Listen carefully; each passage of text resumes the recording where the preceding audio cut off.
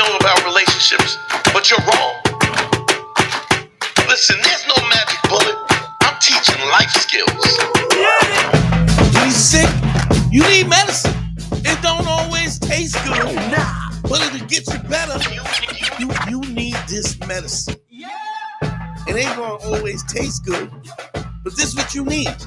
Men and women, bottom line, we need to have the conversation. Your partner wants to give up control, but only if you know how to drive. This is about being the best you could ever be, whoever you are. I don't care if you're a man, a woman, LGBTQ, space alien. I'll save anybody. I don't care. I'll teach a hedgehog how to have a threesome. What do you mean by that? Look, you don't have to listen to me, but you're wrong. Listen, I know I'm great.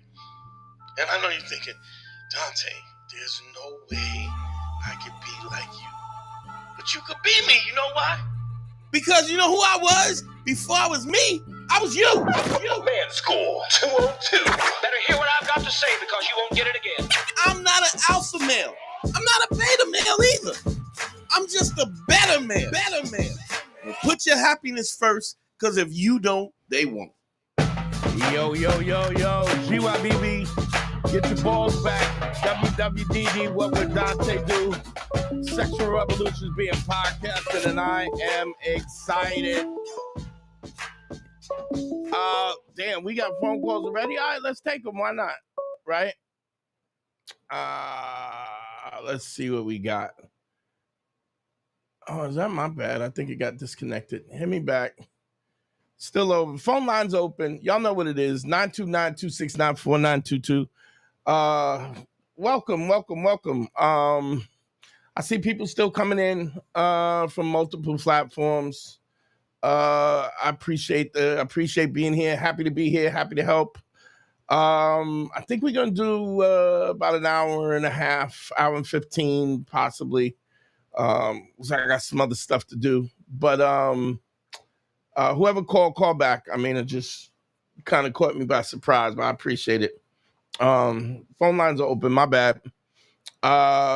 Shit, where's my Cash App? That's weird. Okay, Cash App's up, PayPal's up, phone lines are open.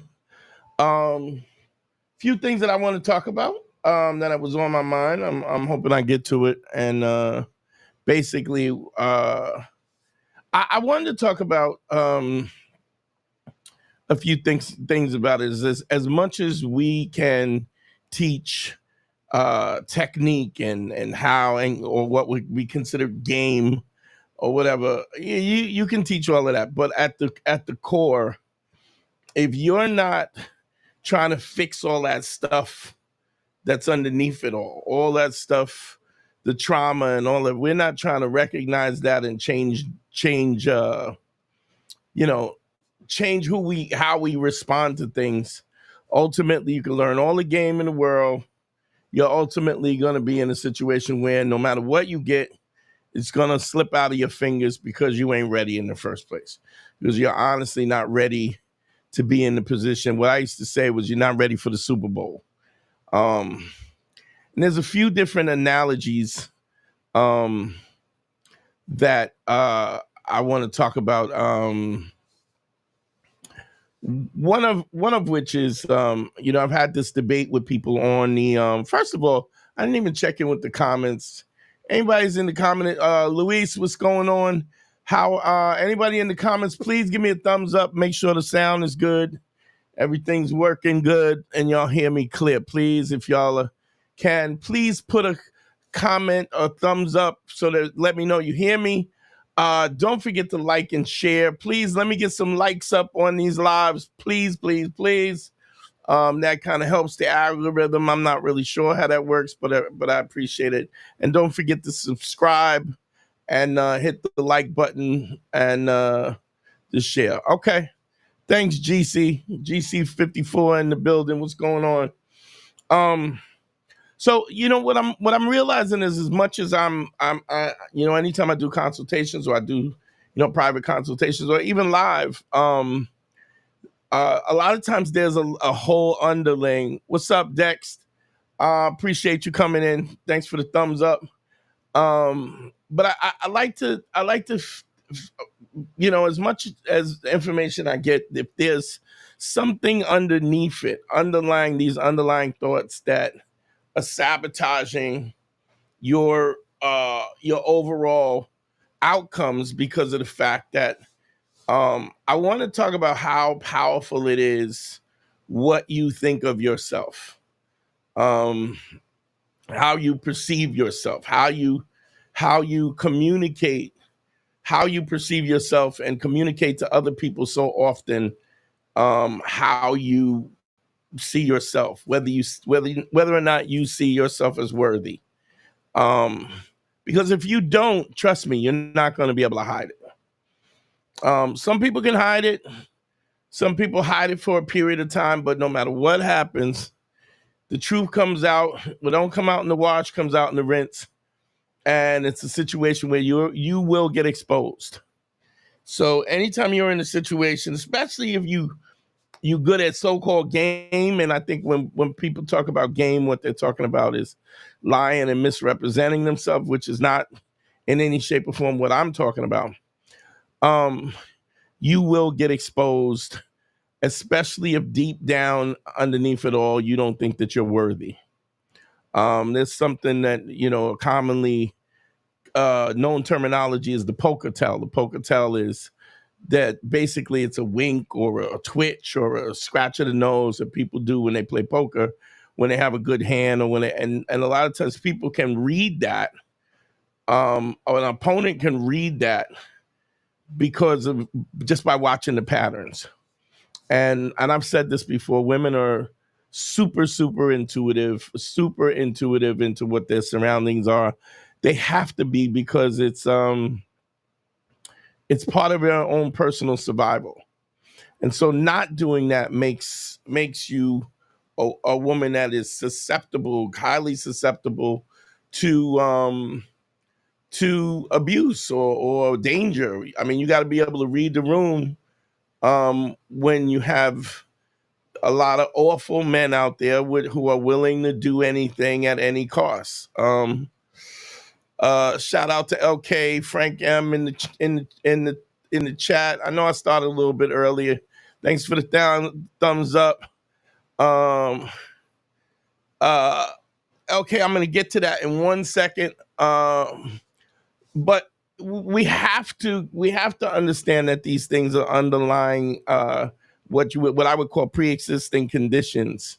Lack of self-esteem when it comes to parents, or parents not raising you in a way where they're lifting you up. They give you the confidence, because that's the first understanding of how you are validated as a person. And often I see a lot of men and women both who have been raised under situations that are volatile and traumatic, and it affects them for the rest of their life, and they don't even look back on the people who basically made them insecure about who they are and what their value is, how insecure and so not on point they are. So, it's hard for your mama to tell you that you ain't nothing. You ain't never gonna be nothing. But when it comes from a woman who can't keep a relationship, hasn't really been successful in their life or anything else, and fathers the same thing. I mean, I have counseled people whose fathers were alcoholics, never, always in and out of rehab, or always in and out of their lives, and then they're quick to talk about their children, about how their children are worthless. And when you haven't even secured a happiness or a lifestyle, or even a life that would even remotely be comparable to any level of success, and yet and still you still crapping on your kid, it's a screwed up situation. So I'm really trying to I think I have to talk about this a little bit. Call from. I don't know. You might have to call back, because I might have screwed up. What's your name? Where you calling from? Hello? Gordon from Canada. Who is this? I'm sorry. Gordon from Canada. You got to turn off the radio because I'm hearing double talk, or the internet, or turn it down. Sorry, sir. It's all right, brother. Who am I speaking with? Gordon from Canada. What's up, Gordon? How can I help you, brother? A question about insecurity. Sure. Is insecurity something that someone can make you, or is insecurity something that you just are? I definitely think it's made. I don't think that children show up insecure. I think it's something that's learned. It's a learned behavior.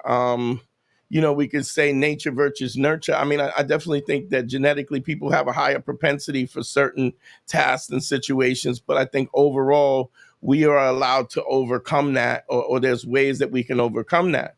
So when we grow up in relationship and we grow up as children and we start to look at the people who raised us, the people around us, those masculine and feminine figures, we are looking at those people as they're really our gods, for lack of a better word, because they feed us, they clothe us, they keep a roof over, they keep us safe. And they also cultivate us into understanding gender roles and how we fit in and how we're supposed to act. And so if that is the case, I don't see how that would not also comply with people's insecurity and people's lack of belief in themselves. That makes sense? Yes, sir. Yes, sir. Is that something that you deal with yourself? Yeah, well, it's something that in arguments that gets brought up anytime, I guess, you complain about something, is you're being insecure. Yeah, I think there's also a situation what's going on now is there's a lot of psychology speak that has been weaponized. If I have to hear somebody say gaslighting or narcissists or whatever, again, from people who are clearly not educated on mental health and mental illness and whatever, I mean, that's not what I'm doing. I'm telling my story and I'm telling what I think. Anytime you see that people are weaponizing those words, it's always because those are not words that people normally use. These are words that people are seeing on TikTok and social media. And now everybody's self-diagnosed, or they're diagnosing somebody else. So as well as insecurity in terms of just a level of insecurity, it's just trash. And I'm not saying that can't be true. I'm just saying, clearly people are weaponizing those words, and it's coming from incompetent people who are really a lot of times not even competent in their own life. So if, I don't know if you've had this situation, but if you get called insecure, is it best to argue that point, or do you take that information and run with it? I depend. Well, I don't know if you would ever take the information and run with it, but I would say is I think my take on this and my attitude towards any of this is that I'm always going to be more critical of myself than anybody else, and I should be, because who knows me better than me? But I think you have to always get to a place where you're honest with yourself. I think a lot of times people are dishonest with themselves, and they're not really looking in the mirror because they don't like what they see. So I mean, a broken clock is right twice a day. So I mean, even the worst person in the world, the less successful, might be hitting on something. I take in all claims and I put them through the gauntlet to see if it makes sense. And if it makes sense, then there's protocol and evidence to prove behavior that coincides with that, then I have no problem accepting that. I just don't take it personal.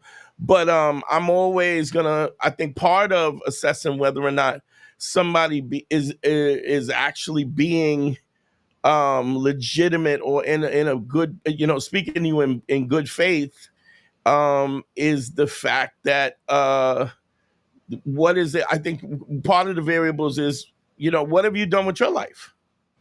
Do you have a happy relationship? Do you get laid? Are you successful? Are you all of these things that you espouse me to be? And meantime, you have nothing to show for it. I think that's important. If that makes sense. Yes, sir. No, I appreciate the blunt truth. I also think sometimes there's a situation where you can also tell when somebody is in your corner. You know, I mean, if you're somebody really down for you, and I've seen people who are down for me who still get jealous at times and envious, and they're subject to their emotion where they, people will say things that they don't always want to hear. But I mean, anytime it's somebody who I can't see practical evidence of success in their life. I can't see practical evidence of relationship success. How are you going to tell me and you didn't do it? Right. And I'm not saying you can't. I'm just saying these are specific red flags should pop up. And then we make a judgment based on the entirety of the information that we take in. Okay? Yes, sir. Yes, sir. Brother, thank you for calling, man. I appreciate you. No, I appreciate your time, sir. All right, bro. Later. Let me get to LK. Let me see. LK's comment was here it is. How are you able to tell if you're showing up for yourself, i.e. worthy, as in the monetary or social status thing? What are some ways you can be more worthy to yourself, showing up to yourself? I'm not sure what that means, LK. I'm assuming you're saying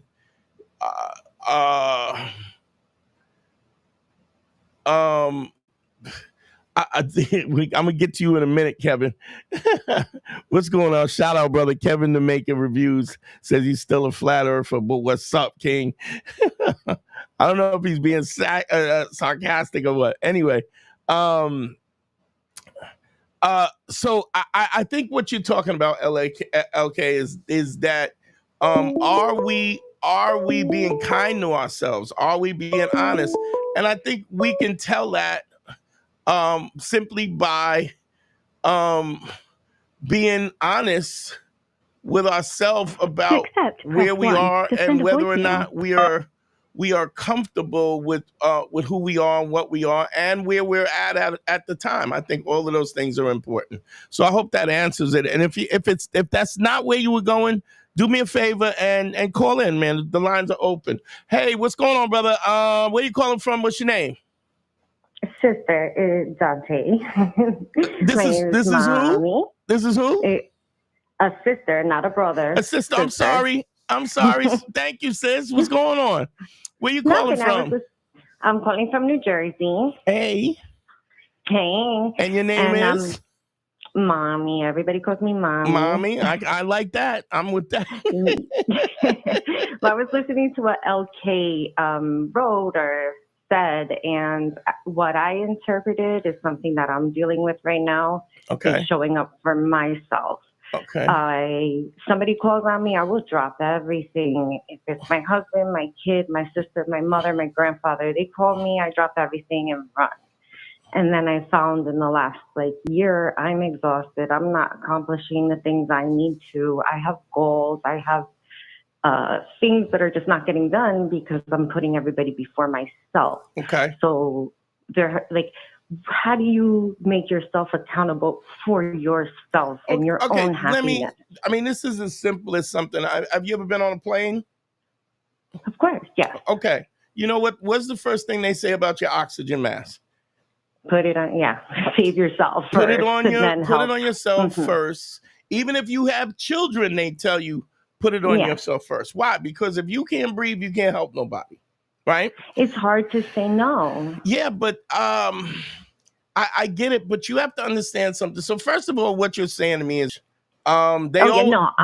I get it. understand. I get it. This 'Cause you applies to me very, very exclusively. I know that. right, and you're also talking about what makes it obvious is that you're already talking about the fact that you will drop something for anybody anytime, and I would imagine I'm gonna make an assumption that I would imagine that it's not appreciated as nearly as much as you would like it to be.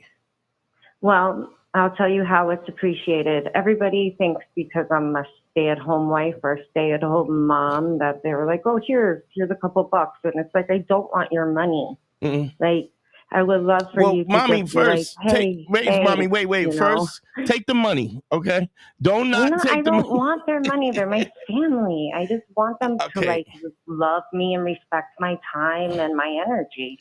Well, I mean, you gotta look. I absolutely think that they should respect your time and energy, but a few dollars is nice. Go get you something pretty. You can do that too. But I'm just saying that to say you have to have a responsibility about what's fair. And there's a little thing, a little acronym that I use that always kind of makes it easy to assess. Anytime there's an acronym called RFF. RFF is reasonable, fair, and firm, right? Okay. Is the request that somebody's making from you, is it reasonable, right? Is it a reasonable request? Is it fair enough for how old's your kids? I have a 23-year-old. Okay, so you got grown-ass kids. So it's not fair. What would not be reasonable is your 23-year-old to have you make lunch for them every day. Right? That's just not fair. You got somebody who's a grown man or woman or both. I have a grown daughter and a grown husband. Okay. All right, so you got one. So here's what I'm saying is it reasonable? Is it reasonable for somebody to ask you to cook and clean and slave for them all the time simply because you're their mom? Do you think that's reasonable? All right, let me ask you just last question. Is it reasonable? Probably not, but is it something I always did because I had the time and energy? I did it. I'm gonna tell you something. Let me switched up on them. Am I wrong? Mommy, let me say something to you. I knew you were gonna say that by the way you reframed the question. So in essence, what you're saying to me is, no, you don't think it's reasonable. And all I did was, I don't have a dog in this fight, right? This is your situation. I asked you if you honestly thought it was reasonable, and I believe you were giving. No, it's not reasonable. Okay. It's ridiculous. And I get you that you're the mom, and this is what you do, and you love your kids, and you don't want them to do it. No. This is what I did, and now I no longer do it for like the last couple months. I'm like, listen, I'm tired. I have things going on, and I still cook dinner every night. I still make breakfast every morning, but like, I kind of like have stuff to do in the middle of the day. Oh my God! As you should, and your daughter's a grown ass woman. I just feel like I'm maybe just switched up on them, and they're not ready for it. And so I don't want to hurt them. Mommy, are you actually? I mean, do you honestly think you're hurting them? The way they're treating me right now, I do. I didn't ask you whether or not. I feel bad, so no. I understand. I'm not physically or. We'll get to the guilt in a minute, because I mean, I understand that that's what you're feeling is guilt. But I'm saying is honestly, you don't believe. There's no way you believe that your 23-year-old daughter, right? You're right. Should be doing that. And let's be honest, if you don't make her responsible, how is she going to be responsible? Well, and then, all right, then I will sit here and talk to you for hours. I'll make excuses for her and why she's busy and why I want her to focus on what she's doing because it's her prime and I'm like in my 50s. Well, yeah, but mommy, you got to understand that by you doing that, you're hurting her. You're hurting her because you're not preparing her for a situation to move forward. And so as long as you allow her to do that, she's going to keep doing it. And let's be honest, the reason why you have a husband and a daughter and a happy home is because you took care of your man, right? Amen. Yes, I love that. How has she learned to take her man. I mean, yes, I get it. She has you as an example, but I mean, can she cook? Yes. So Okay. I taught her all those things. Okay. Yeah. All right. Does she do it or no? Not when she feels like it for herself, Yeah. but not like on a And when she grand does it for scale herself, us. she doesn't take care of everybody? No. Well, let me. Like, I'm like, hey.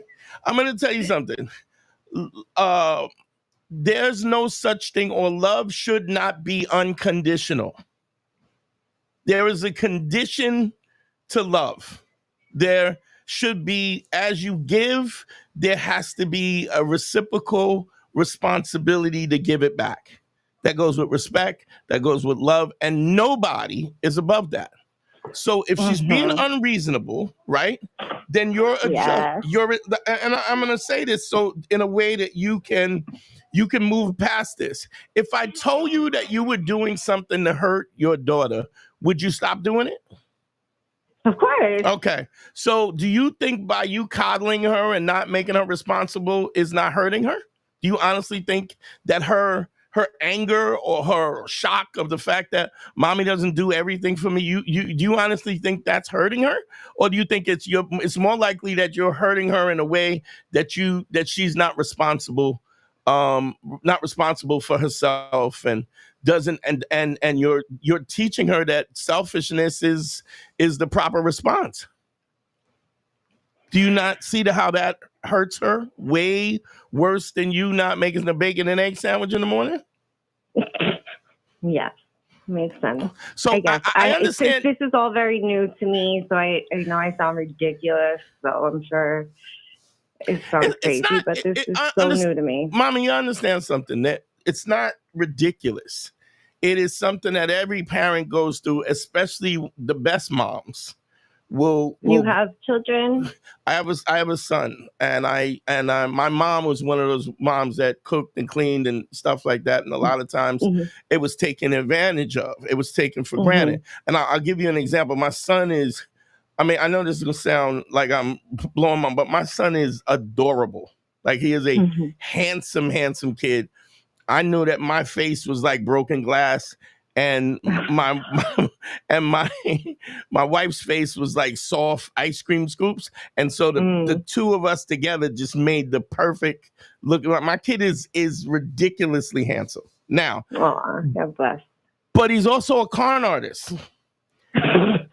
So like you see it. Right, and he's handsome and he's cute and he knows the things to say, and he's only 5, right? So I'll give you an example. No. So the other day he comes home, and my son is in England, so I'm traveling back and forth, to see him. Okay. Now I'm on the phone, but I FaceTime with him 3-4 times, 5, sometimes 5-7 times a day, right? But he's got these 2 new cars, right? A fire engine and a cop car, right? Okay. And his mother goes, "Oh, look, he got 2 new cars." I go, "Where'd he get the car from?" "Oh, he took it from school," right? And I go, why is this a cute thing? Yeah, why are we letting him play with this? That he stole toys from the class. So his mother goes, "Well, he was taking it, and I saw him taking it, and I said, 'Oh, his name is Dante too.' He said, 'Dante, you gotta give that back. That's not yours.' And you know what the teacher said? 'Oh, don't worry, just take it.'" Oh, you see, that's me. Okay. Right. So what I'm saying is, not a good lesson. I don't want my son to think he could just take what he wants, right? And I'm not okay that he's even got his teacher conned. Because just because he's cute. Just because he's cute, and trust me, kids learn how to manipulate. Like, while you're cooking and cleaning and doing laundry and going to work and doing whatever you got to do and being an adult, they have all day to figure out what are the buttons. This is what I'm telling you. Now, right. Now imagine what my son is going to be at 23 if I'm not on his ass. Yeah. 100%. Take care of it now. I'm dealing with the post-traumatic from not dealing with it. Yeah. So now here's the thing, if I find at 15 that my son gets locked up for larceny, hell no. we could go back on this video right now and go, well, he was cute, right? He was cute. We didn't handle it then. Exactly. You're right. And so, Thanks for talking to me, Dante. of course, sweetheart, you're very welcome. You're very, very welcome. It was a nice chat. Enjoy your show, and I'll be listening. Thank you, sweetheart. I appreciate you. Don't forget to like and subscribe, please. Of course, no, absolutely. All right. Thank you. Take care. Bye-bye. Okay, I hope that's what you were talking about. Let me get Kevin the Maker. Check this out, Kev. When you get a chance, check out go on Google the Flat Earth experiment. One of the most prominent, two of the most prominent flat earthers in the industry, which I'll mind you, none of the flat earth people are nuclear physicists, astrophysicists, or scientists at that realm. They're all low-level educated, not low-level. Some of them might have a master's degree in philosophy or something, but there's a thing out called a Flat Earth experiment. You can, there's a dude taking the highest level, some of the prominent flat earthers to Antarctica. He's paying for a flight for them to go to watch 24 hours of daylight. So in the flat earth model, you can't see, you would never have a 24-hour model because the globe revolves in a 24-hour cycle, 12 and 12, 24-hour cycle, 10, 12 hours a day, 12 hours a night, depending on the tilt of the. So they're in December, right? Whatever disagreements we have will be resolved by the flat earthers that are going to Antarctica, that this global person is paying for their ticket to go to Antarctica to witness 24 hours of daylight, which will prove that the globe is round. And if I don't know if you're messing with me or not. Let me see. Shout out to all the people in the building. Test PM. What up, kid? Fishbone was popping. Lazy Lou Mommy. So what makes you an expert before I take advice here? I'm not an expert. I'm just a guy spewing my nonsense. And if it makes sense, it makes sense. And if it doesn't make sense, then go someplace else. I ain't mad at you. I would if you just listen in, you'll see. I mean, if you I always believe that truth is always easy when you show the work. Guaranteed that in the course of this conversation, you will have somebody will call in and say, I did consultations and did advice with Dante, and they'll tell you what they thought. I'm not begging nobody to listen to me, and I'm good if you don't. My integrity stands the test of time. Yup, been there. Ex used to throw that out there all the time. She did it playing with Dan. LQ, you got some things going on. Call in if you want to talk about insecurity is not living up to your word, not being honest with yourself and discipline. I would agree with you. Insecurity comes from this. I would say this. Security comes from you keeping your word. When you keep your word, when you tell the truth, there's never a situation where you're wondering whether or not you're whether or not you're lying or you're being exposed. And because you're not being exposed, you have a certain level of confidence. Kanye just broke up with his new wife, I believe. So me and Harry gonna do a video on that. That's gonna be dope. Rocky the Hooligan, what's up, baby? Thank you, bro. Thank you. GC, you're saying you've done all the work because the confident. Yes, that's what I'm saying, LQ, that if you do the work, then you can be confident about it. It's sort of like, look at it like a boxer that has a great boxing camp, does all that he's supposed to do in the course of his boxing camp, that he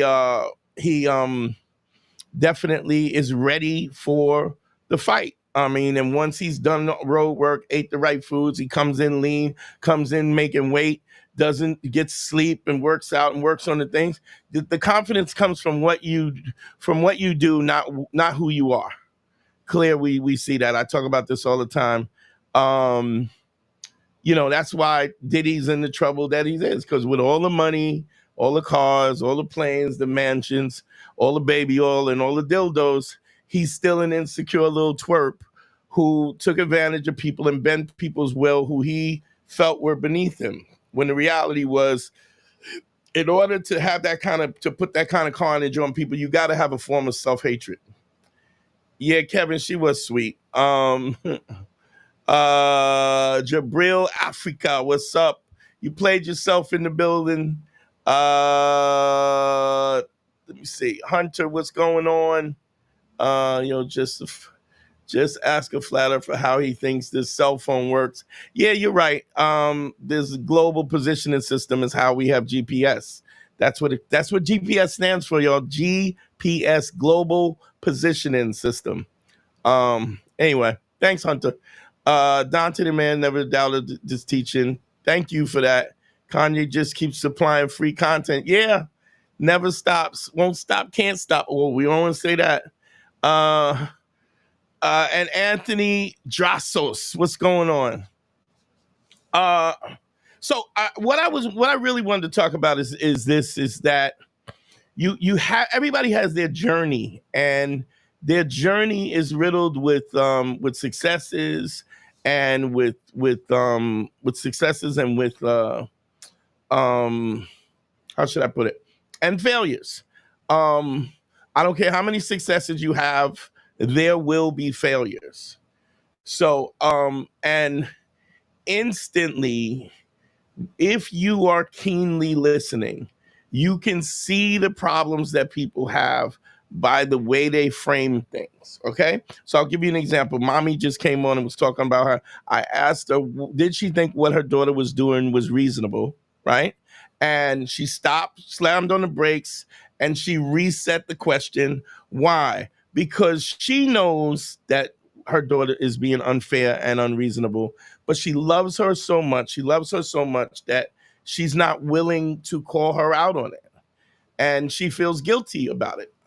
And let me just say, Mommy, if you still listen, if you're a good mom, there's no way you could not know. If you have showed up all this long and done what you're supposed to do for these kids to feel the level of confidence that they got to have a certain level of confidence to have indifference about you. People don't have indifference about you unless you have a level of credibility far exceeds. It's like, oh, Mom will always be there. I'm sorry, bro. I didn't put the number up. My man. Is the number. Oh, and it's on the bottom. If not, just so you know. It's always on the bottom on the scrolling on the bottom here, down right here, the scrolling across. So if I don't have it up, you can always find it there. So she instantly reframed it, because the question that I'm asking goes against her need to be honest. And her guilt about it is because she loves them and she loves her family. You can always see, I can always see when I did a consultation with a young brother that I like, and he's successful. He called me up. He said, yeah, man, I laid a brick and hooked up with this girl and I got a blowy, right? So the first thing I heard was, oh, I laid a brick. If I've told you to lay the bricks, right? And you say I laid a brick, it's possible that you could be talking about one of the many bricks that you laid, but it's probably you're saying I laid a brick because you're not doing what I'm asking you to do. You're not showing up in the way, which is 5 a day, every day, 7 days a week. So when somebody says I laid a brick, they're telling on themselves that you're really not doing what you need to be doing, what I'm telling you to do, and there's a reason why I'm telling you to do it. What's your name? Where are you calling from, bro? Brian from San Diego. What's up, Brian? How are you, bro? How can I help you? Well, pretty good, man. Thank you for taking my call. I didn't know I could just call in like this. I've been having some like relationship issues. Yeah, with let's this go. one chick that I'm seeing. Let's go. She's 30 years old.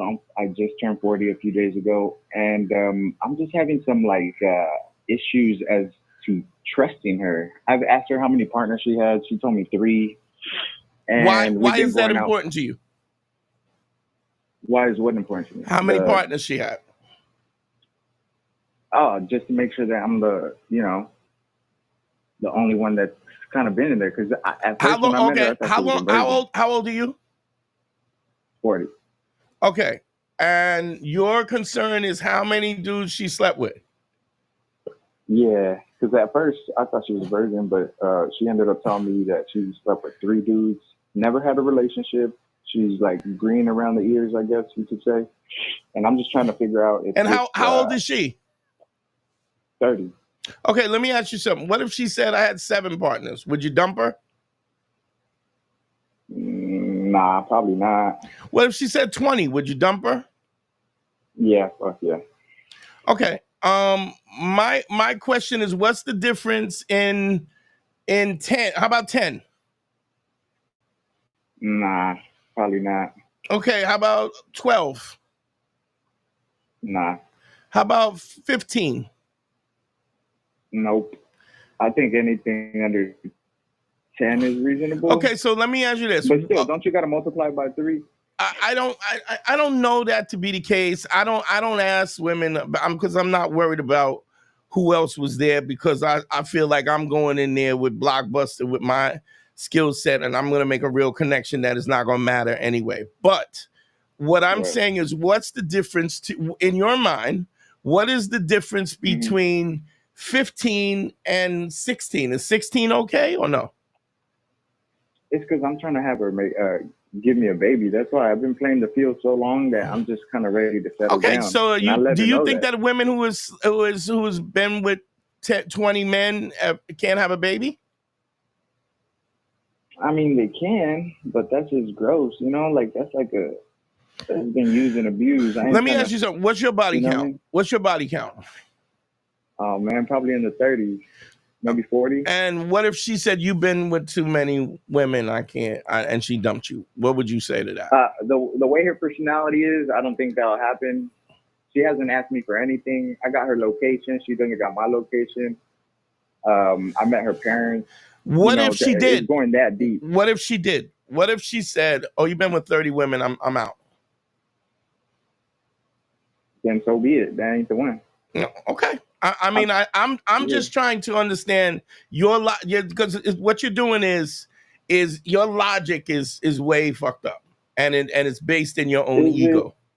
And I'll tell you why, because you don't know. Okay. You could have somebody who's a virgin and she could be a trash human being. And you could have somebody who had 20 bodies who's gone through stuff, and because they've gone through stuff, what about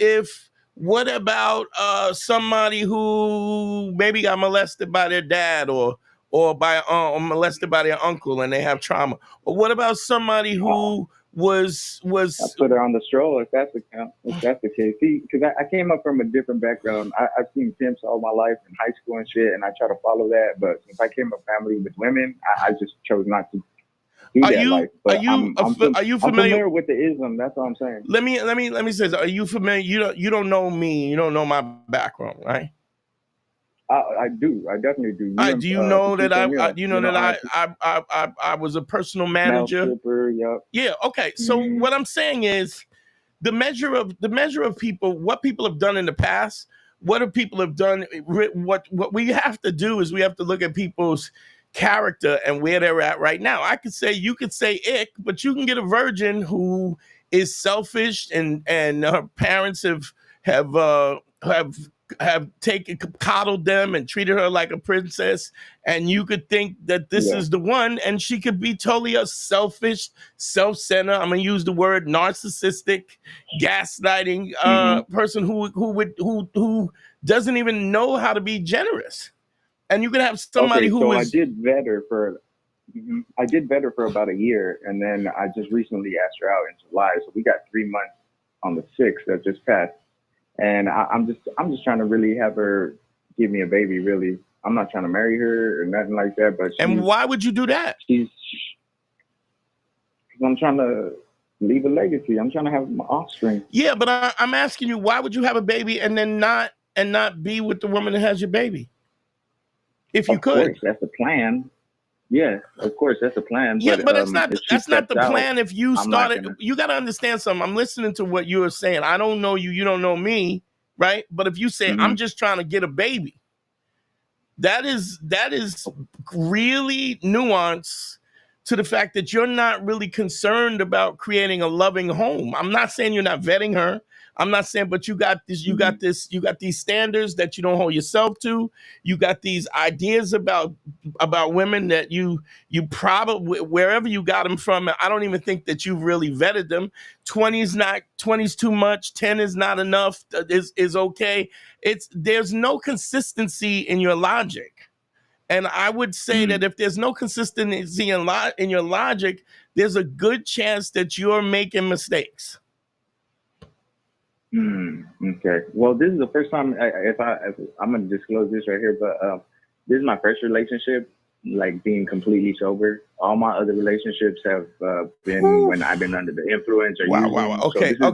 So let me ask you something. And so I'm not gonna dig in too deep, but I'm saying that so much of this is problematic, right? So you first of all. If you're saying you've always been sober, you're just sober recently. So do you understand that your whole perspective is distorted based on the fact that you were under the influence in all of your relationships and all of what? I mean, did you go to rehab and stuff? Like, was it bad like that or what? Yeah, that whole program. This is 2 years just tonight. This is crazy because. You have a standard of action, right? You have a standard of action that you expect that you never even withheld. And you're 40 years old, and you're saying when did you start drinking or drugging, both or both? Oh man, probably like when I was 21, right when I heard 21. Okay, so you literally got 20 years of you being in the fog. And now you have these ideas about relationship. You're a baby. You're a baby. You're a 40-year-old baby because this is your first real relationship where you're sober and clean. And so everything is prospectively different because you are sober. Would you agree with that? Yeah, I guess so. Okay, so what I'm saying is you need to figure this out because here it is that you had a situation, and I'm not judging you because some of my best friends, one of my best and greatest friends ever was in and out of rehab, drunk, in and out of crack, cocaine, just everything, in and out, got arrested. Hey, he fell in every trap that he could possibly fall in. And he's one of the most best friends I've ever had and one of the most upstanding people I've ever met. So I'm not saying that. But what I'm saying is you don't have no court time being sober, nothing. And you're so sure about these ideas about who you are and what you are. When you're like, if you started drinking, you said you started getting drunk at 20, right? 21, yeah. Doug, your relationship maturity is 22, maybe. You ever see that thing? I don't know if you ever seen a movie called I'm Gonna Get You, Sucker, where the dude goes in prison and then he comes out dressing like a pimp. He goes in prison in the 70s and he comes out with bell bottoms and the goldfish in the bottom. Well, it's because there's no emotional maturity and no mental growth when he's in prison. Well, I would argue that alcohol and drugs are the same thing. You put yourself in this mental prison that even when you get out and you start to get clean, right? You don't have the maturity of somebody who has been clean and been in relationships and understand that it's give and take and all of this stuff. And you're so sure about what your parameters are. And I'm gonna say none of it makes no sense. Damn. So I should probably just not even be in a relationship then. I mean, I think From that what you're saying. I'm gonna tell you something. I think first of all, I think you need. Have you been going to therapy? Of course. Yeah. Oh, how It's long gonna you be 2 years. 2 years ago in Being therapy? sober. And No, sober. and did anybody that you've gone to therapy said anything of what I'm saying to you right now? Not I'm really. gonna take that as a no. Nah, to keep it a buck, nah. Okay, so I mean, look, man, I just put it up. There's one-on-one. I do one-on-one consults. It's DanteNero.com. Okay. All you gotta do is click on consult. I think you really need to do a little soul searching in terms of where you're at, because you have been in an emotional and intellectual depressive state for all of the time that you took to get clean. And I really think that you got to flesh that out, 100% flesh that out to where you're at, and understand that you're a baby when it comes to relationship. I mean, you're literally saying this is I mean, I've had long-term relationships, like 7 years, and then I caught the bitch cheating, so I had to do what I left her. It hurt for a while, but I bounced back, and I was just playing the field for like 5 years. Well, you said you caught the bitch cheating, and then so let me say something. Even the way that you referred to this person is problematic. It's problematic. And when I say, I'm telling you, okay, what about a woman who's been with this amount? Yo, I put her out on the stroke. Yo, dog, you are bugging. And I get it because you just got out of the fog. But dog, so much of what you're saying is problematic. That infers to your inability and the lack of experience you have in relationships. Make sense? Yeah. All right. Hit me up, man. I'll help you out. If there's any way that it can be helped, I'll help you out. All right? Okay, one last question. Yeah. Okay, so with this chick, if there's lying involved on her end with these 3 months, is there lying? Let her go? Is there lying? Yeah, she's lying on her. Have you done any lying? Yeah. Not at all. I've actually kept it clean. I'm all like, yo, let me put this on God's hands. Yeah, if somebody's lying, and how many times have you caught this lying? Twice in 3 months. Yeah, I mean, about what? And they're big lies, not little lies. Yeah, then you always got to look at this. The relationship. You got to look at this. What is the constitution of an individual, right? So, I have dudes. I'll give you an example. When I was hustling, right? I'm open about everything. When I was hustling, I'm not going to give somebody bundles that I gave bundles on consignment and the money wasn't right. You understand me? Because all he gonna do is make me hurt him, right? So it's better that I leave him alone than I give him an opportunity to put me in a situation where I gotta be something that I don't want to be. You feel me? Shit. But somebody who has shown themselves to not be trustworthy, there's never a situation where somebody is. I'm not saying that people can't change because they can, but they got to be light. They got to want to change, and there usually has to be something catastrophic that makes them change and change how they are. And then we're always looking at the fact that somebody could slide back into that if they haven't if it wasn't a change that they wanted to make, that they thought was necessary. Make sense? Yeah, and that's the thing, because she has like a glow up ever since she's been with me. Like, she's getting more attention by guys and shit, and I'm like, fuck, she might, step out or stray around, like, so I don't. Here's the thing: you can do, you can't stop nobody from cheating, and you can't. All you can do is, you can do is make your best, put your best foot forward, right? And hope that somebody is smart enough to know that you're a good deal. But I also think that there's a lot of stuff that you got to work out yourself, because you're saying things that to me is red flag, is a red flag, is a red flag.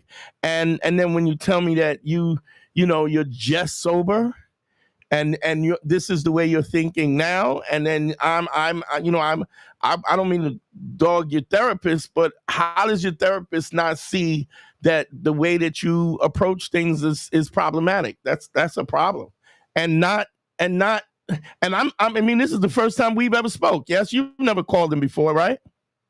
Nah, never. And how come I can pick up on it, and you got a trained psychiatrist or psychologist or therapist that doesn't have any problem with any of this?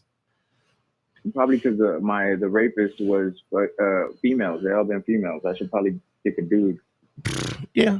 Hit me up. You got me. It's DanteNero.com. Click All on right. consult. We'll figure it out, man. Thanks for calling in, though. I appreciate you. Thank you, Dante. Appreciate it. All right, bro. All right.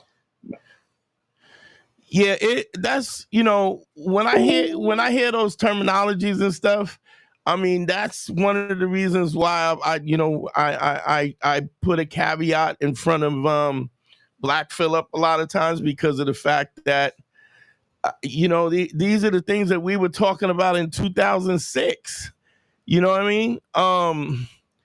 It has to be dealt with. Yeah, I mean, these things have to be dealt with. And when we're as comfortable referring to the objectiveness of how we objectify women and as if they're not human beings, I mean, come on, like I said to you, like, one of the things about that makes it innately obvious about somebody like Diddy and stuff that he does is because he doesn't see people as humanity, and he is highly insecure and highly immature, and he's been just, what the true credibility of somebody is what they do when nobody is looking, not when everybody's paying attention. When everybody's paying attention, it's easy to be an upstanding dude. The problem is when when nobody's looking, what do you do at that point in time? So, but I appreciate him calling in, because it's a weird thing. I think that there are very, if you listen to what people say, they tell you everything. Like I was talking about, I laid a brick. Kid that would call me up was like, I laid a brick.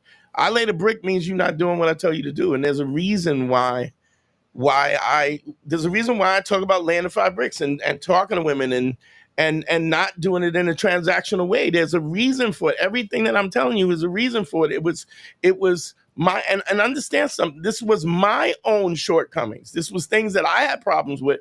And this is the way in which I was able to develop, techniques that help me, that are obvious, and just through going through the process of doing the consultations and talking to me and listening to me and going through each process builds up those things that it's kind of my version of wax on, wax off. I want to explain why I call it laying the 5 bricks and where the thing, at least I'm going to talk about this until we get a call. The phone lines are open, 929-269-4922. The Cash App is up. If y'all like what we're doing, please help us out. Help me out if you can. We'll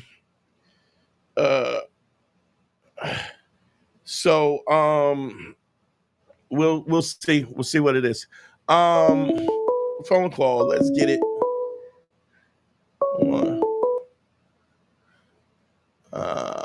Let's see. I guess we'll get back to the laying the 5 bricks. Yo, what's your name? Where you calling from? Yo, what's up, Dante? It's DJ from Georgia. What's going on, DJ? How you doing? How can I help you, bro? Why you laughing? No, I'm just laughing because, like, I've been listening to you for a long time. Yeah. And then lately, like, catching the live, yeah, I'm thinking, I'm like, dang, should I call this time or should I? Because a lot of times the questions that I have, I get the answers just from listening to you talk to others. Yeah, I get it. That's the whole point. That's honestly the whole point of the live. A lot of times I think people feel as though they're so alone and their problem is so unique to them. And what you really find out is that everybody's having the same problems. Everybody thinks they're extraordinarily different, and I'm here to tell you that they're not. So how can I help you, bro? No, I'm just calling because I'm I've been listening to you for a good 4 or 5 years. Okay. But when I first started listening to you, though, I wasn't where I'm at now. I was an addict. I used to be an addict. Okay. I'm about 4 or 5 years clean now. Okay. 5 But- years, dope. Congratulations, bro. Yeah, no, I appreciate it. I take a lot of pride in it, too, because it's pretty surreal. But with where I'm at now, it's like, trying to rebuild myself from there. Okay, let me ask you a question since you're further along this process than my last caller, right? Do you agree with what I'm saying? Is that you have to reevaluate how you view things than when you was getting high? Yeah, definitely. I was telling somebody the other day, like, I had to break myself to make myself, like, to where I'm at now. Yeah. And that's a big thing. And for the first couple of years, it was like, dang, I didn't even think I could be happy again outside of that. I didn't think that, I could reach this mental state outside of that because that's something I was dependent on for so long. Right. And it's difficult. It's a difficult task. And a lot of times what I find is when guys come out the other end of that, they come out better, because a lot of times they don't. One of my best mans is, I don't know if you know this comic by the name of Ali Siddiq, one of the funniest guys I know. He did 7 years in the penitentiary, and he, like, when I look at him as an adult now, right, he don't make no mistakes. Like, he talks about in his comedy, he talks about getting locked up and all the things that went through and stuff, and tells these stories. It's funny and it's interesting, but one of the things that I realized from him is that he never wants to go back to prison again. And he has decided that he will never make, I'm going to tell you this is how much he doesn't make a mistake. Even when he's doing his comedy, right? The cadence of his voice is deliberate and slow because he don't even want to say something wrong. Right. Everything that comes out of his mouth is intentful, and that's also what makes him such a good comic. But this is the thing: if you've been under the influence for 20 years, right? You can't go, I'm a 40-year-old mature man who's been in and out of relationships. All that stuff that you did while you was high don't even matter. Doesn't even matter. I know a guy 60 who got clean. He got clean maybe at 50. He was like 58 when he got clean. And all his life was doing coke and screwing crackheads. Like, and then he's in a relationship with normal people, like with sane normal people, and he was like, "Oh, you used all the toilet paper? Yo, it's over." You know, like, it's just because his insanity is all of the experience that he has, it doesn't even apply. It doesn't even apply. But how can I help you, bro? I think where I'm at with it now is where I'm just need some advice on. I feel like I'm starting from scratch again, basically. Okay. I'm not really too concerned with the relationships right now. It's just finding that motivation to move further, get out of my comfort zone. Well, let me ask you this: are you like celibate? Are you not talking to women? Are you not dating nothing, or what? Well, I think a big thing is just that I've been focused on trying to get myself right. When you say, what does that mean? What does that mean, get myself right? Having more money. Okay. Getting my own place again. I went from having 2 houses, and things going on for myself to basically now where I'm kind of just at my brother's house. All right. But I will say this, though. The time that I've been working less and working on my own more, I've been in a better mental state. So it's like a sacrifice that I was willing to make, just kind of hustling with my truck on my own. Right. I'm more at peace now, but now I have more of the peace and that creative space, but not financially where I want to be at. Okay, but do you have a plan for this to move this forward or what? Nah, that's something I don't have right now. Not really. All right. So No. here's what I would like for you to do for me. All right. Mhm. I want you to sit down today, tomorrow, the next day, whatever. I want you to sit down with a pad or something, or maybe a legal pad, and write down what you think, what you want your life to look like. Mhm. What do you want your relationships to look like? What do you want your life to look like? What does your house look like? What kind of car you want? I want you to set detailed goals, because once you start to have these detailed goals, and you can start to create a strategy to attain those goals. Okay. Mhm. And when you write them Mhm. down, it etches it in your brain as well, right? And I want you to take that and slap it on your headboard or your refrigerator or something that you can look for where you're at, or keep it in your wallet. Shrink it down and put it in your wallet, man. Use it as the screenshot for your phone, so to speak. Because two things that you need in order to move in any direction, it's like calling an Uber. You need to understand where you are, your current location, and you need to understand what the destination is. Without the current location, the Uber can't pick you up. And without the destination, the Uber can't take you to where you want to go. And now imagine you're in an Uber, right? And all of a sudden, you're in a situation where the guy, you know the way home, and the guy is taking you in a direction that you're not comfortable. You go, hey, where you going? Right? You're right. Well, your brain does that to yourself. You do that to yourself. You do that in a way that you go, like, when you start to do things that are counterproductive to the direction that you're going, you're gonna have to explain that to yourself. The fact that you're making a declaration amongst all of the hundreds of people that are on this live and everybody else, you're saying you want your life to be better, and you're gonna put this out. You're gonna put this out in the universe, and you're gonna follow through in it. And the thing is, nobody wants to be a liar. And so the simple fact that you're saying it makes it different. It makes sense? Yeah, no, definitely. I appreciate it. So try that at first, and man, call back, check back. I do the lives on Sunday, Tuesday, and Thursday. So check back with me, please. I want to know how you're doing. Okay? Yeah, definitely. I appreciate it. All right, brother. Appreciate you too. All right. Have a good night. Later. Big shouts to Hero_Reborn for the 1999 super chat. Always enjoy. He says, enjoy hearing you speak. You bring a lot of perspective and knowledge to a series of topics. Stay blessed and strive. Thank you, Hero. I appreciate you. I'm working my sound effects now.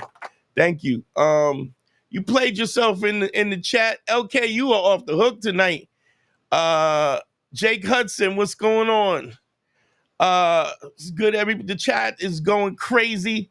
What I wanted to say was, this is what I wanted to say, and I'm gonna so whatever calls y'all need to make them quick, because we shutting this down early. All right. I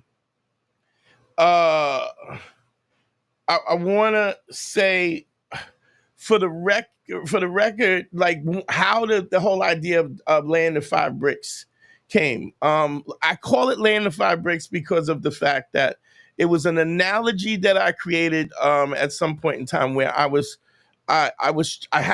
somebody had asked me a question, right, about inspiration and how that affects success.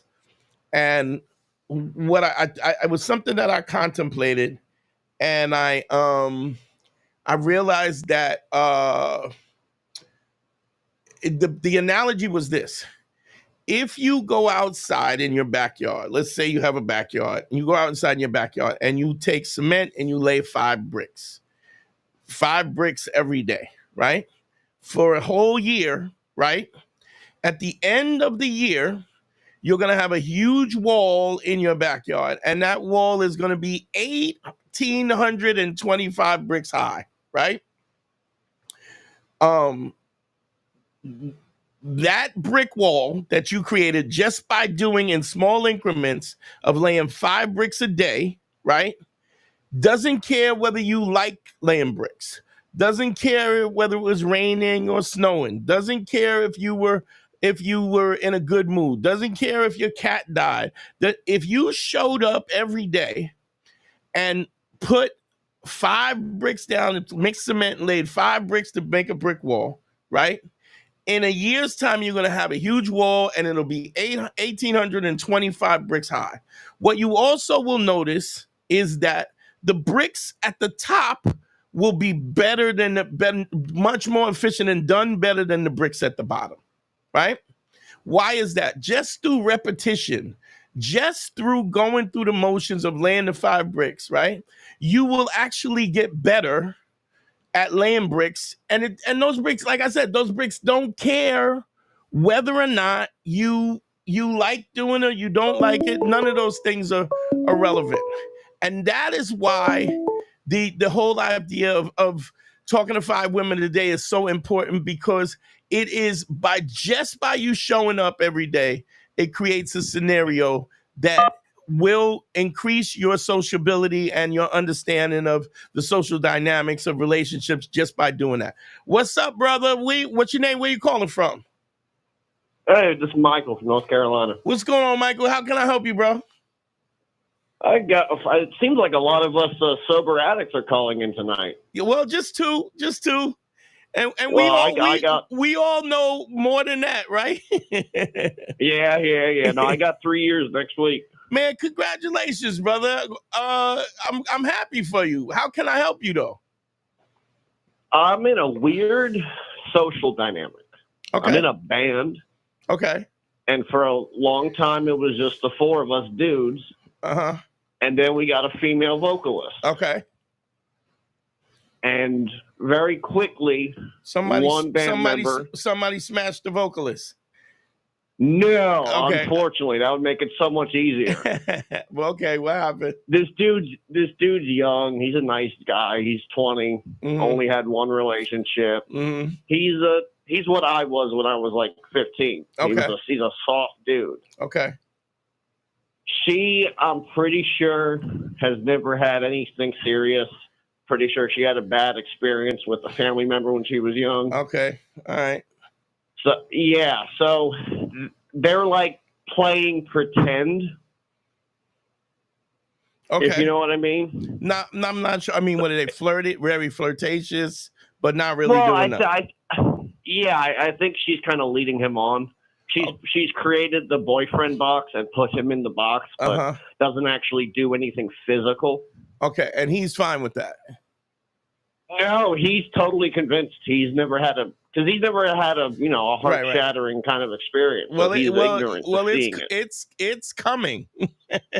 You're right. It is. He is in the middle of the street, and that bus is barreling down the street. Oh man, I tried to give some warnings months ago, but confirmation bias is a bitch. Yeah, absolutely. What's your question?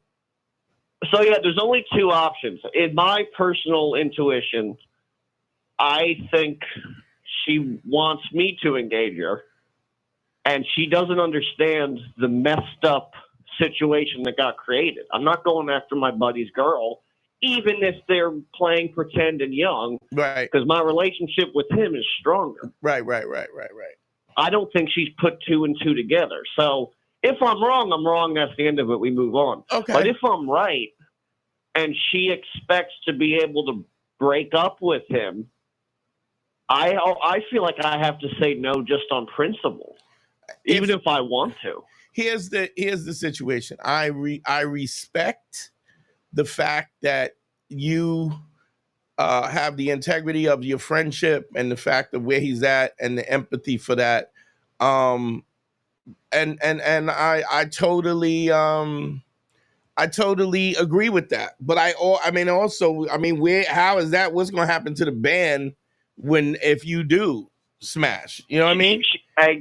Exactly. But if I say no, she'll leave. That's the vocalist. So we'll just go back to being instrumental and all the work that we created. And you'll find another vocalist.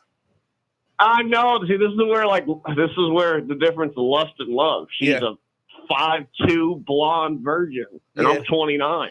Oh, Jesus. Oh, God. Yeah. So you're saying you don't know if you got the muscle, but let me say this. She's how old is she? 22. Yeah, dog. You got a 22-year-old girl who's been molested in her family. You are, and you're 3-year-old. You're 3 years clean. You trying to go back to drugs? Because that's what's going to happen. That is a nightmare to happen. Do you understand what I'm saying? Yeah, I guess I have that. What is it? That knight in shining armor complex. I feel man, like I don't could do that. help her. This chick is if she's smoking hot enough, and even the way you talk about it, she sounds like she got the right juice to screw your life up. You know, she's a 10 out of 30. She's either really good looking ugly or really ugly looking. Yeah, dog. I mean, you're 3 years clean, and like I said, I applaud you, but you don't need none of this. This sounds like you don't need no part of this at all. Even if she had hit on you first, this sounds like something that you should leave alone. You feel me? That's a good point, because I wouldn't have seen it. I wouldn't have if it was with me first. I wouldn't have seen the downside. So it was too late. 22-year-old with that she definitely hasn't gone to therapy and hasn't figured that out. All of that's going to be your burden, and you're in a situation where you're 3 years clean, which is a good amount of time, but it's also time enough that you can get derailed. It's still brand new, yeah. Yeah, you can get derailed and end up on some little crazy bad little blonde that, you know what I'm saying, that, you know, that's just going to derail your whole sobriety. I don't. Yeah, she's just been going through that thing where she eats up nice dudes. She gets a nice guy who buys her stuff and give her stuff. She's a man eater. She's a man eater. But that's yeah. But that's also a situation where she'll meet a guy who's abusive and she'll love him to death and she'll never leave. That's the thing. I guess I swear to God, I was the first guy to ever tell her to shut up, and I didn't mean it, mean. When she runs her mouth. Yeah. Shut up, but then I'm nice to her and reward her for good behavior. That's what she wants. She wants somebody to be, because there's no way you can go through that kind of trauma and not where if you don't have a way to navigate that so that you don't blame yourself, then you go through your life feeling like you're worthless, and then you want to be treated like trash.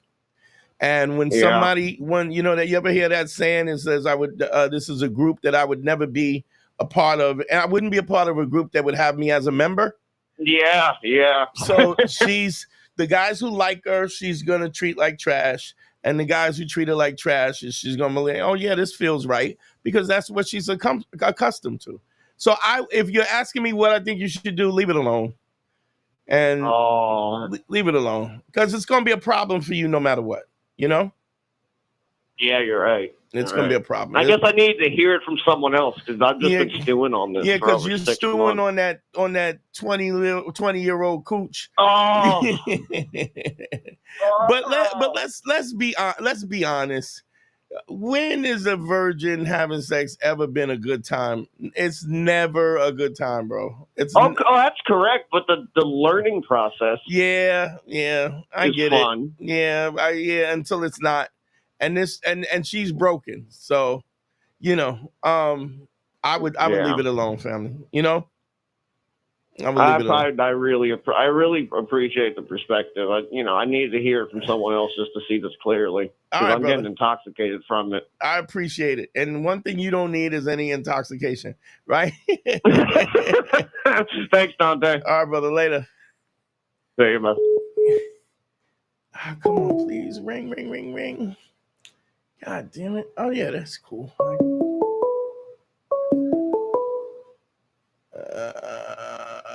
We got another calls coming in nice and even. Come on, man. To accept, press 1. To send a voicemail, press 2. Yo, what's your name? Where you calling from? Hello? Can you hear me? Man, I can't hear you. Are you on a Bluetooth or something? Yeah. That's better. Way better. Yeah, pardon me. How you doing? What's going on? James called from North Carolina. I called in a couple days ago, or a day ago. Oh man, I got two calls from North Khaki. Thank you for calling in, bro. I appreciate you. I got a quick one for you. Yeah. So dealing with connections at work, what say you about meeting people in other departments and you got crossover, but it seems like it might be some motion? What say you about that situation? Okay, wait. You're saying that there's other departments of women that you wanna deal with, and is that what you're asking? More than that. I've had coffee meetings with these individual women, and our departments happen to cross over, but before the meetings, we didn't know this. So my question to you is, what say you about dealing with women at work? And I'm gonna lay my plane there. Okay, here's what I would say to that. People sleep 8 hours a day, they work 8 hours a day, right? So the majority of the people that you meet are going to be the people you work with, right? So what this idea of people not dating people at their work, it's kind of absurd. I'm not saying. I'm not condoning it. I'm not judging it. But I'm saying after you take a shower and you eat, how much leisure time do you have? Yeah. So the majority of your life is at work, and so it happens. What I'm saying is, this is why something like ACE is so important. You being authentic, telling the truth, you being credible about being where you show up, and show up when you say you show up, and you got to be credible about what keeping your word. And your word that means you gotta keep your word, even when it might hurt somebody's feelings, even when it might cost you to lose the relationship, because you're being honest about what the situation. Like if you smashing and dashing, you don't have to say smash and dash, but you got to be clear about the fact that you want other options. And if you I like that, Robert. He said dipping his pen in company ink. That's funny. But I rock with it. Yeah. But so what I'm saying is that you got this in that situation. It's super sticky. So you definitely gotta be straight up. You gotta practice ACE on every level. Because you know that eventually something's gonna blow up. Somebody gonna break up. Something gonna happen. You know what I mean? Now, the situation is such that we're far enough apart in age where if it were to be something, it would be understood that it's nothing serious. There's never understood. It's you're bugging if you think it's understood. Understand something. Women have what I call integrity amnesia. Whatever they agree to on the front end has nothing to do with what they agree to on the back end. So because you got to understand, they're literally I've said this before. I've never heard anybody refer to a woman as a woman of her word, right? Fact. And I'm not saying that they're not women that keep their word. What I'm saying is there's no it's caveat. Not the norm. Right. It's not the norm. Right. And we allow the fickleness and the fickleness of emotion. Not a fickleness. They're coming and going and changing their minds, and we say, let me tell you something. What would you be like if 7 days out of the year somebody had to scrape your balls of all the unused jizz, and you had to go through a hormonal change of whatever? So there's that. Plus the fact that there's a place where we make space. So when it's like anytime I hear a woman go, "Oh, we're soulmates. I would never leave you." You won't leave me until you leave me. Because, and I'm not saying that they're not. I'm not saying it's not sincere. No, correct. It's a matter of, it's what we spoke about last time. Yeah. It's a matter of, it's reactionary for them. It feels real at the time. I would never leave you. I would always be blah, blah, blah, blah, blah, blah. They're responding to the feeling. Yeah, listen, I'm heading out to England in the end of October because I got to go see my son. From somebody who said to me all they ever wanted to do was have a child, live in a brownstone in Brooklyn, and have a son. And you gave him that. I gave all of that, and that. none of that mattered on the back end. You know? It's crazy because what you're saying, it makes tons of sense with my situation where, like, gave Shorty everything she asked for, and ultimately she wanted disruption. Yeah. I forget what the quote is and where it comes from, but the idea being, if you give human beings, it's all human beings, you give human beings a perfect world, they're gonna fuck something up. They're gonna disrupt something just to see what happens. I'll give you one better that even hits more home. A woman will fall in love with you for everything that you are.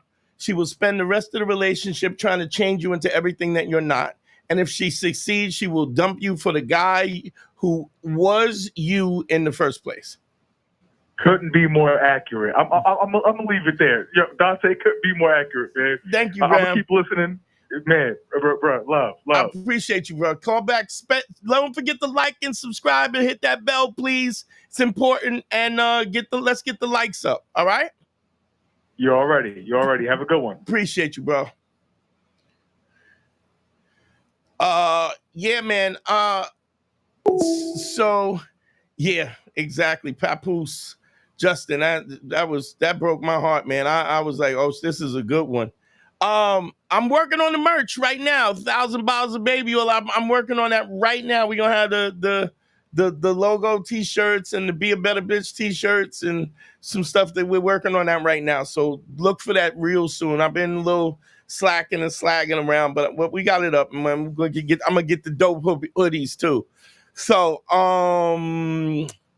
yeah, I wanted to say yes. So what I was saying about Land of Five Bricks is that at the end of the year of Land of Five Bricks, you will have 1,825 bricks laid, and the top bricks will be better done. They'll be more precise and better laid than the ones on the bottom, because even if you don't want to, just the repetition of you doing something over and over and over makes you better at it. And that's why Land of Five Bricks is important. It also teaches you how not to be transactional. So if you're talking to only the women that you want to have sex with, you are not going to see, you won't even be able to observe that there's a difference in responding when the social engagement is non-transactional and when the social engagement is transactional. So it's a double-edged sword. So you got to keep that in mind. Yo, I got to get out of here. I will open up for one more call, and then I'm shutting it down. If we don't have it, I'm fine with it. I mean, I think we had a good thing. Y'all can look for me on Sunday. I appreciate y'all. Let me just run down. Please like everybody who's here right now. Please, if y'all on YouTube or anything or Instagram, like it, subscribe it. Please subscribe and comment and all that good stuff. Don't forget also what helps us. Thank you for Hero for the super chat. I want to say, don't forget the Patreon. Another way to support the show is with Patreon, patreon.com/manschool202 for bonus game and technique. I do like straight to camera technique and stuff like that. Y'all know what the Cash App is up there. And don't forget the one-on-one consultations are at DanteNero.com. Click on consult. I think that's it, y'all. GYBB, get your balls back. WWDD, what would Dante do? The Sexual Revolution is being podcasted, man. I love y'all, man. I'll see y'all Sunday. Yes, the merch will be coming up soon, so y'all can get on that as well. Peace. Love y'all, man. Be cool. GYBB, get your balls back. WWDD, what would Dante do? I didn't even say that. Sexual Revolution is being podcasted. We are out. Peace.